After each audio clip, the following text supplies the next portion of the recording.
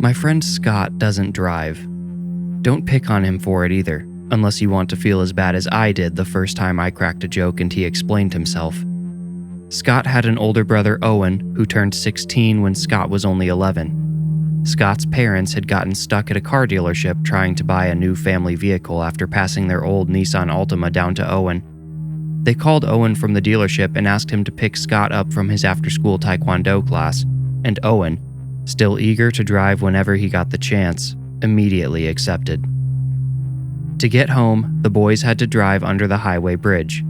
It was a clover-shaped interchange with stoplights controlling the traffic coming off the highway and those just passing underneath. Owen had brought the Altima to a stop at a red light before the bridge. "How's my driving today, sir?" he asked Scott with exaggerated formality. Scott, always a little nervous by default, said, "It's fine." Owen gave his little brother a big, confident smile and patted his shoulder. He said, "I've got this. You just sit tight." The light turned green, "and I'll get you home." Owen eased the gas pedal down, smoothly accelerating into the intersection. He didn't see the trailerless semi-truck speeding down the off-ramp past the red light and into the intersection until its grille filled the window on his left. And by then, it was far too late. As I spent more time with Scott, I learned the tragedy of his childhood hadn't ended with his brother's death. Less than a month later, Scott's dad had started up the family's new Honda Pilot without opening the garage door. Scott had been the one to find him, too. The note his dad left behind explained he couldn't deal with his guilt over Owen's death. He felt like an irredeemable failure and saw suicide as both a means to punish himself and escape his own suffering. This made Scott hate his father. Not only did Scott have his own pain to deal with, now one of the people who was supposed to help him deal with it had abandoned him. His mother stayed alive, but was nearly as absent as his dead dad. Her doctor had prescribed her Valium after her husband's suicide, and when that didn't work, he prescribed Xanax. The drugs were meant to be a temporary patch to help her get through the worst of the grief, but for Scott's mom, they were salvation. They allowed her to taste heaven prematurely, and she never wanted to come back to Earth. Scott's dad's life insurance wouldn't cover suicide, and his mom exchanged their bank account for pills. The bank foreclosed on their home, which left Scott and his mother living out of the Honda Pilot his dad had died in. When a teacher at Scott's school caught wind of this situation, CPS took Scott away. He spent the rest of his teen years in foster care, bouncing from home to home. Some were better than others. Fortunately for Scott, he had one asset that couldn't be foreclosed on or sold for pills: his mind. He was a brilliant student, catching the attention of various teachers as he bounced from school to school. With a collection of scholarships and grants, he managed to get into the same university as me. We were assigned as random roommates in our first semester and have stayed friends ever since. I have to say, while Scott has a darkness to him that I'll never fully understand, he's a fairly normal guy despite everything. We go out together on Friday nights to try and forget about upcoming exams or papers due Monday morning. He attends all of his classes, which is better than I can say, and we often quiz each other and edit each other's papers. Scott even had a girlfriend at one time. It didn't work out, but he handled the breakup as well as anyone could. The Saturday before finals week, Scott received a phone call that I worried would change all of that. The call came at 5:30 in the morning, a time which never brings good news. I was still asleep in my room, but I overheard Scott's end of the conversation after his voice roused me. "How do you know it's her?" "Yeah, okay.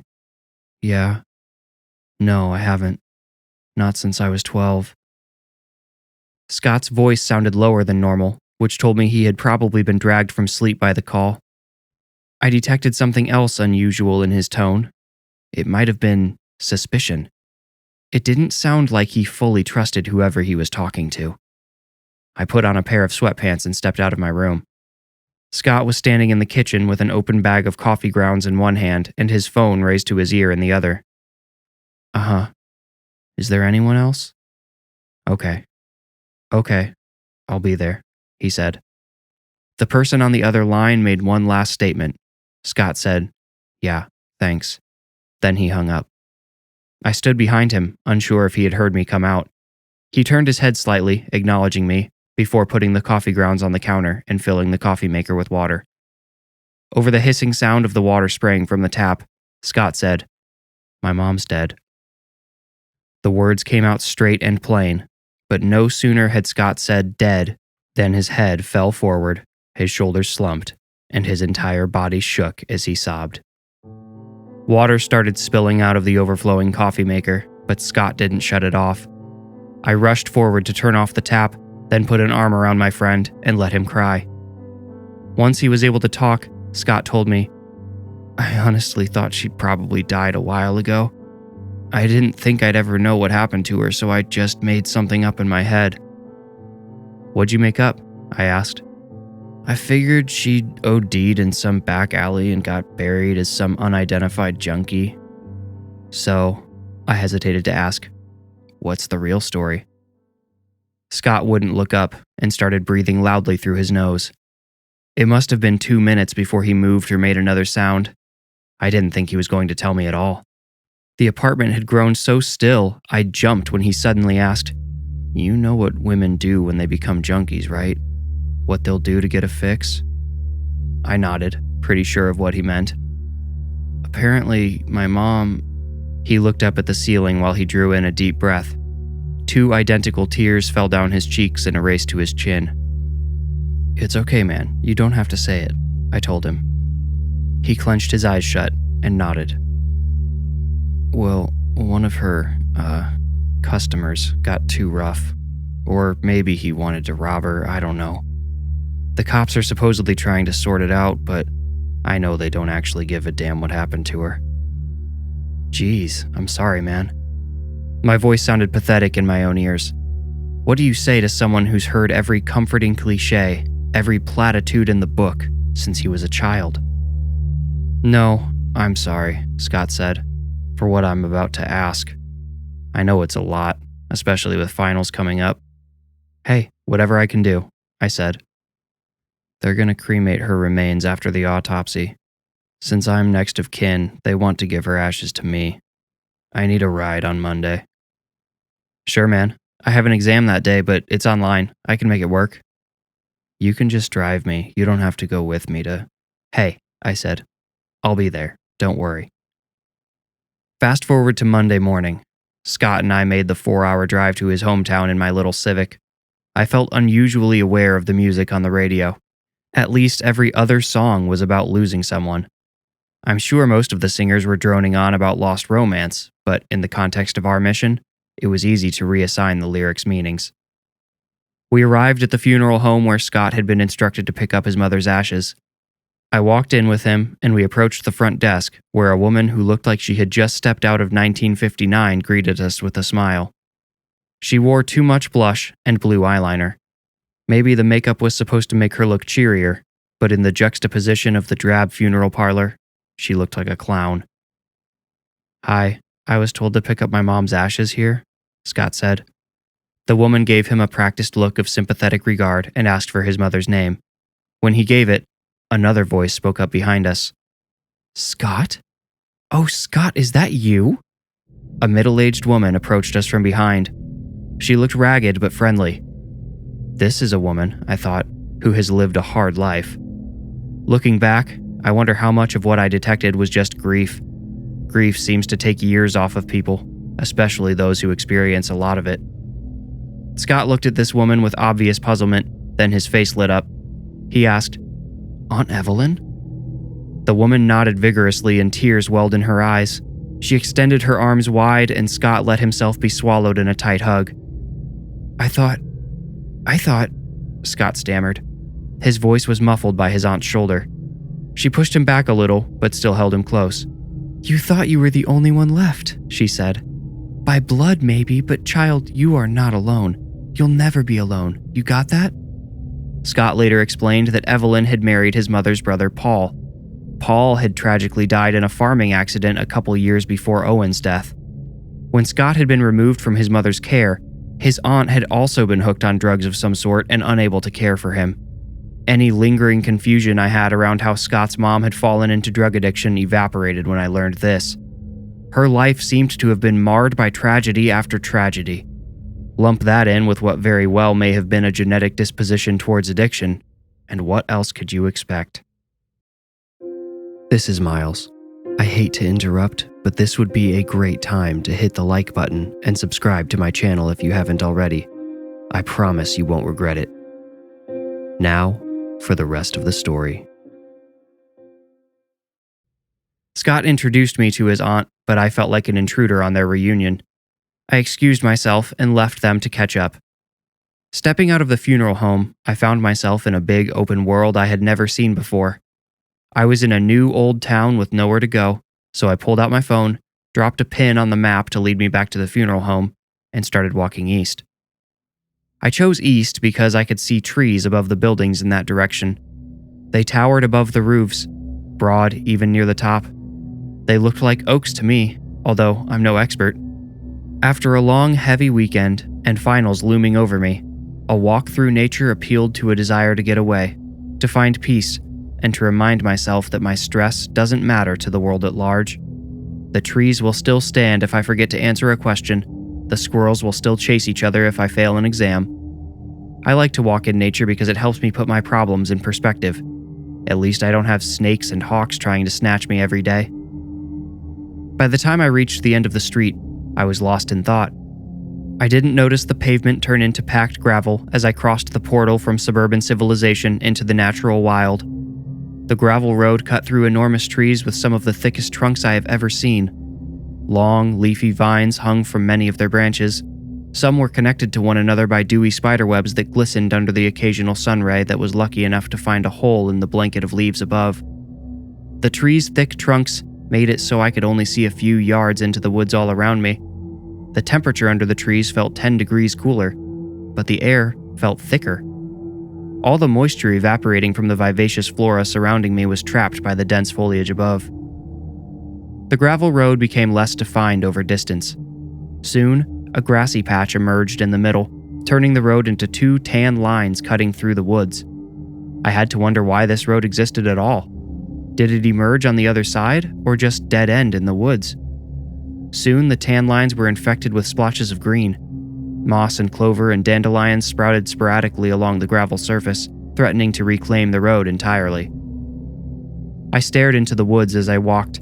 The trees kept me from seeing very far until I found a bizarre disruption in their constant pattern. I discovered a straight path that cut through the trees and allowed me to see deep into the woods. Sunbeams sliced the air between the trees, lining this path like spotlights. Curious, I stepped off of the dwindling road. My right foot tapped against something that sounded wooden. I looked down and saw my ears had detected the correct tone. An old wooden sign lay flat beneath overgrowth that had tried to claim it for the forest. I stooped and raised the sign back up. Yellow paint worn by years of neglect spelled out, "Misery's Path." I glanced up the narrow line running between the trees and wondered if this strange gash in the forest was the path the sign referred to. I wondered if the path had been maintained at one time, long before it had been overtaken by the grasses that now covered it. The sign spelled out more than the creepy name. It seemed I had literally stumbled upon a local legend. I had to guess at some of the faded words, but the sign more or less read, "All who follow this path, beware. Some say it's haunted, others say it is cursed. All agree those who travel down this path must face their darkest misery. Travel forward at your own risk." The final warning might have been cute if there hadn't been a star next to it. Another star near the bottom of the sign indicated City Ordinance 148.7. Had the city legally abdicated responsibility for what happened to people on this path? Was it really written into the city code? Now I had to know. My curiosity grew too strong, like a vortex pulling me in. I couldn't have walked away if I'd wanted to. I marked another pin on my phone so I could find the road again if I got lost, then began my journey down Misery's Path. The friendly sounds of the woods, chirping birds, chittering squirrels, started to dwindle as I left the road behind. The only sound left to me was the rush of leaves above. Occasionally, a low wind howled through the dense trees. Those trees seemed to be shepherding me along, ensuring I stayed true to the path. The air became even thicker. Soon I could barely see through it. Fog settled in all around me. Fog which I had a feeling was local to this specific place. One footstep sounded wet, muddy, and normal, and the next struck something hard and resonant. Wood again, I thought. Only this time it was underfoot instead of above ground. I looked down, barely able to see my own feet in the fog. If I squinted, I could make out the faint lines of floorboards. As I strained my eyes, it looked like the boards actually ran behind me too. I stopped for a minute, confused. I knew I had been walking on dirt, so how could the boards be running along the ground I had left behind? I looked up and was shocked further. Walls had sprouted up around me where the trees had been before I looked down. They were also difficult to see through the fog, but I had no doubt they were there. I walked over to one and tapped it. The texture of it felt like plaster, and it also felt vaguely familiar. I walked along the wall until my curiosity gave way to the uneasy feeling that I was somewhere I didn't belong, maybe even somewhere dangerous. I decided to turn back. Spinning on my heels and making to run back the way I'd come, I found another wall had formed behind me. And there was more. An enormous stained glass window glistened beyond the fog. Light shone through it, turning the low cloud around me a reddish purple as all the window's colors blended together. I took a hesitant step toward the window, and a dark object emerged in the fog. Recognition settled heavily in my head and heart. The shapes and figures in the stained glass became clear. I recognized the dark object as a pulpit. Not just any pulpit, but the one I had been preached to from for my entire childhood. I spun around and took everything in once more with enlightened eyes. Impossibly, I was standing in the chapel of my childhood church. I pulled out my phone and opened the map to see where my phone thought I was. The 2 pins I had dropped were over 500 miles away, according to the GPS. My location, as shown on the screen, was my hometown, not Scott's. I started to panic. My limbs felt loose and weak as I spun around inside the chapel searching for the exit. However, there was one distinct difference between the chapel I knew as a kid and the one I was standing in now. This one had no doors. Where the double doors should have been was just a blank white wall. "Hey, Loogie," a voice sneered behind me. I recognized it in an instant, almost faster than I recognized my forgotten nickname. "It's Logan," I said, hearing how stupid I sounded. I turned, ready to face the bully who had haunted my childhood. His name was Max, and back then, he had stood a head taller than me even though we were both 10. As I turned, I was horrified to find he still towered above me. He still looked like a 10-year-old in the face, but he must have been at least 6 feet tall. He snorted and spat at my feet. "Hey, look, Loogie, it's your twin," Max said, pointing at the green spit wad next to my muddy shoe. I felt the same fear and anxiety Max had caused me as a child. I tried to say, "Get the hell out of my way," but my voice, my 10-year-old voice, actually said, "Please, Max, just leave me alone." "Pastor Frank isn't here to save you this time," Max said. No, he wasn't. Pastor Frank was outside helping wrangle all the other kids at summer Bible camp. I don't know how I remembered that, but I knew it with perfect certainty. Now it's just us. Tall Max reached for my shirt. His fingertip brushed my nose as I stepped back into the side, wedging myself into a pew. I remembered this scene as if I were still 10 years old, but this time I had to navigate my escape with an adult's width and weight. I pushed myself along with one knee propped on the seat as if I were pushing a stalled motorcycle until I reached the other end of the narrow pew. Max was running around to the back of the church to get around the rows and intercept me. I had to run forward, toward the pulpit, the organ, and most importantly, the rows of choir benches situated on the balcony above. I knew I could climb faster than Max. At least I hoped I still could. He had chased me up a tree once when Pastor Frank had thankfully been there to call him off. If I could beat him onto the balcony, I could hide in the choir benches and make him think I ran to the stairs to go out the back door. My limbs felt long and stupid as I tried to scramble up the organ's pipes. I worried they wouldn't hold my adult form, but my worry was wasted. I managed to pull myself onto the balcony just as tall Max started his own climb. I scurried to the door above the stairs, opened it to give the illusion of my escape, then cowered behind the choir benches. I wondered, now blessed with the wisdom of adulthood, why I hadn't just run down those stairs, out the back door, and called for help. Had I wanted to do what I knew I was going to do next? See, as I crouched behind those benches, I had figured out what I was experiencing. I was living out a memory. Max's extended height and my larger body didn't affect the events or their outcomes. They were simply mechanical solutions to the discrepancy between my size now and at the time of this terrible memory. Max hoisted himself up, held himself with two stiff, trembling arms, then scraped one shoe over the edge onto the balcony. His eyes darted to the open door as he stood. He appeared to doubt himself for a second. I watched as he clearly questioned his own motives.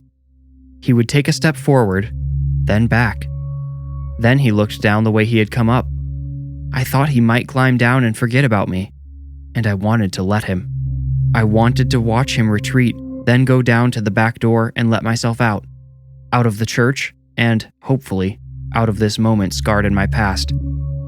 But I was only an observer. I couldn't control myself, even though I could feel everything. Well, that's not quite true. I couldn't feel everything.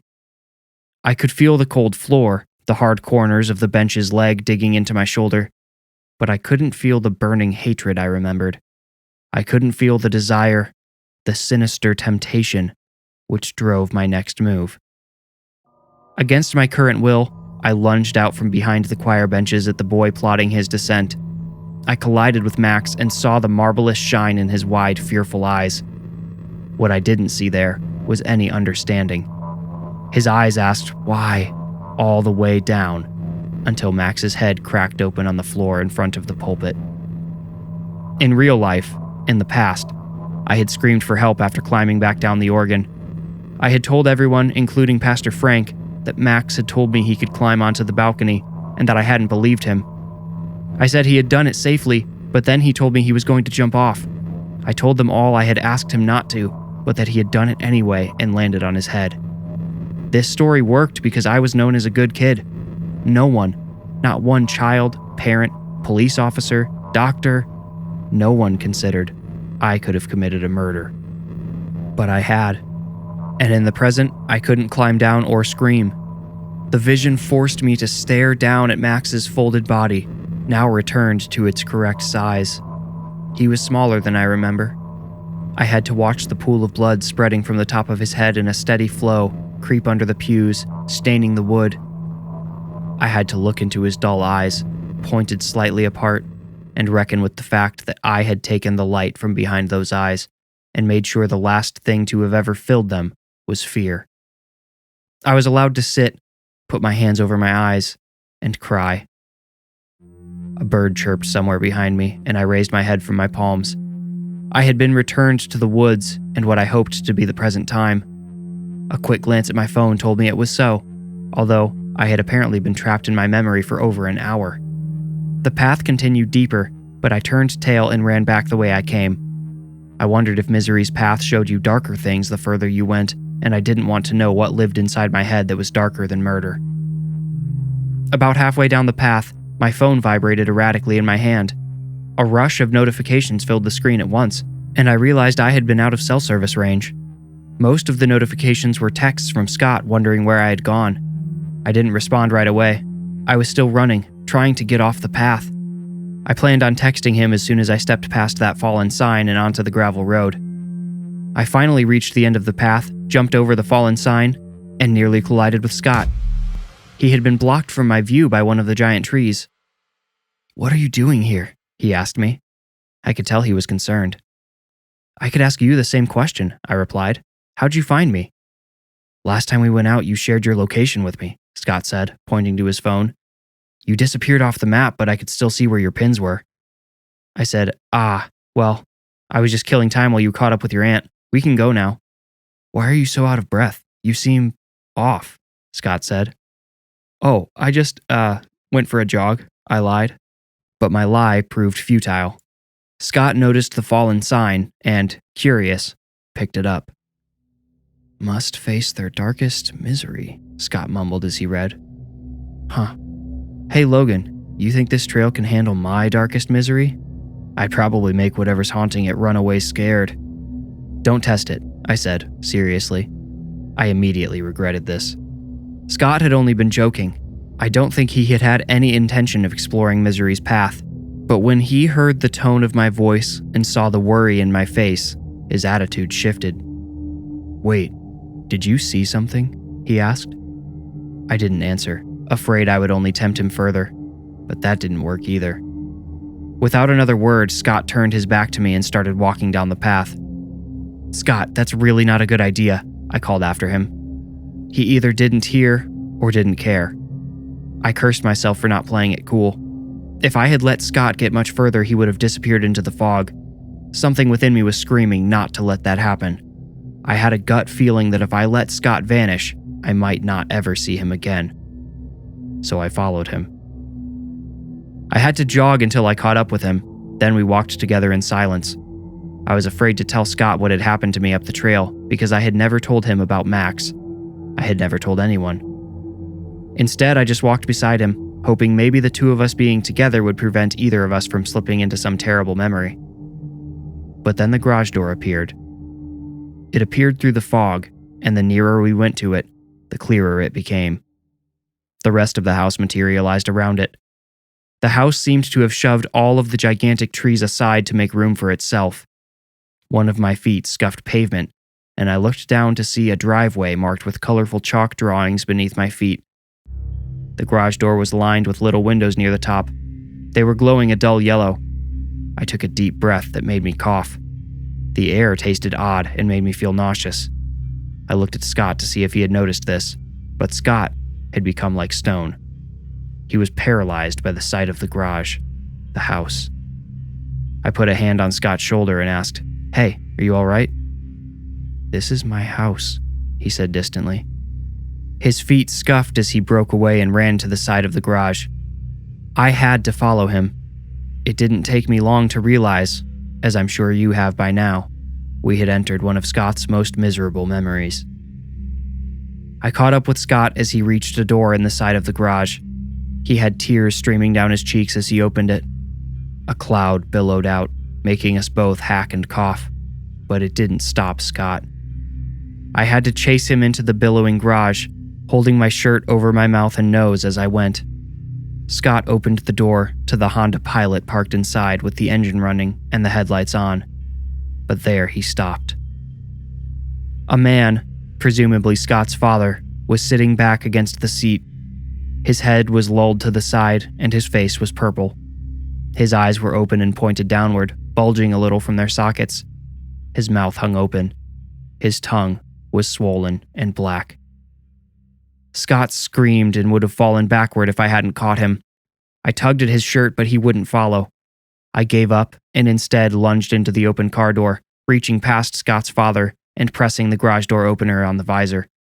A motor whirred to life above us and the garage door raised to let the poison gas cloud escape. While I was already halfway in the car, I pulled the keys out of the ignition. As the garage door raised, blue and red lights started flashing all around us, lighting up the entire garage. I looked out, but couldn't see past the clearing gas cloud. Scott ran toward the lights. I chased him, ducking under the rising garage door. My feet hit pavement again, but it looked different this time. It was darker, almost black, and I saw a broken yellow line next to me. I was standing in a road, and Scott was running down it toward the flashing emergency lights. In the fog, the outlines of vehicles started to crystallize before me. I saw a fire truck parked near an overturned car. A semi with no trailer sat crooked, halfway in a ditch. Next, I started to see the shadows of people walking in and around the scene. A paramedic stepped aside, and I saw a little boy where I had been standing. The next sight explained in an instant where and when we were. Scott approached the little boy, and the little boy became him. They morphed together like two wet clay figurines smashed into one form. I stopped and took in every detail then. The flipped car was a Nissan Altima. The front of the semi was smashed in and mangled, and 2 paramedics were wheeling a covered gurney away from the wreck. This was the moment Scott's life changed forever. I wanted to get close, to comfort him, but I couldn't. It's hard to explain why. I wasn't held back physically, but despite my desire to comfort my friend, something in my mind just would not let me near him. Instead, I walked over to where 3 uniformed men were talking to a distraught 4th man wearing a t-shirt and jeans. The man was trying to explain something, but he was having some difficulty. One of the cops said, "So you admit you didn't notice the lights change?" "I'm sorry," the distraught trucker said. "I understand you're upset. We were just trying to figure out how this happened, okay? Did you or did you not see the light change?" another officer asked. I don't know, the trucker replied. "I had just gotten a phone call. I was pulling off because I couldn't control myself after they told me my son Max." The 4th officer approached the 3 interviewing the trucker. He pulled one of them aside, and I moved in to eavesdrop. The name Max had set me on high alert. "Hey, so I just ran this guy's name, and an alert came back from out of state," the officer said. "His kid just died in an accident at a church camp." "Ah, geez," the other officer replied. "How many kids are gonna die today?" My stomach twisted in a knot. I looked back at Scott, whose face had melted with sadness as he relived the worst day of his life. A day that, I suddenly realized, had been my fault.